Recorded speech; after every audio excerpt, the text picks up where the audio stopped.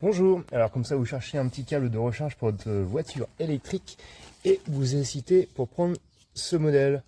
Donc là on est sur du plastique, on va dire milieu de gamme, c'est pas du haut de gamme hein, clairement, c'est pas du bas de gamme non plus. Donc ce qui est intéressant c'est qu'on a un petit écran ici, donc on a la température, on a l'ampérage, donc ici je suis en 16 ampères. Je suis connecté en 236 volts et là, cette nuit, je viens de consommer 27,77 kW pour 8 heures de charge. Donc c'est plutôt pas mal si vous êtes à l'extérieur, ça vous permet d'avoir la consommation de kilowatts que vous avez prise. Si vous êtes chez votre beau-frère, chez des amis, en Airbnb, ça vous met une trace et vous pouvez rembourser la personne à hauteur de votre consommation.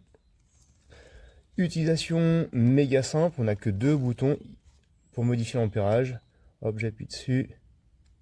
Et il ne se passe rien parce qu'elle est déjà chargée et je suis à la fin. Donc en fait en début de charge, on appuie sur ce bouton et ça permet de modifier l'ampérage ici. Et ici ça permet donc de différer le départ. Donc 1 heure, 2 heures, 3 heures. Donc on appuie autant de fois et ça va jusqu'à 12 heures.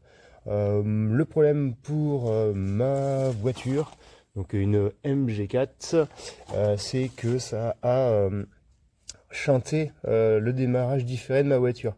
C'est-à-dire que je vise les heures creuses, départ minuit 1, j'ai branché ma prise, il s'est rien passé, je suis parti, et au bout de je sais pas combien de temps, 10 minutes, un quart d'heure, hop, la charge est partie toute seule, en dehors de ce que ma voiture m'avait prévu. Donc j'ai arrêté sur l'application la charge et elle est repartie en pleine nuit. Donc voilà, donc elle fonctionne. Le plastique pas fou, écran tout petit mais super pratique.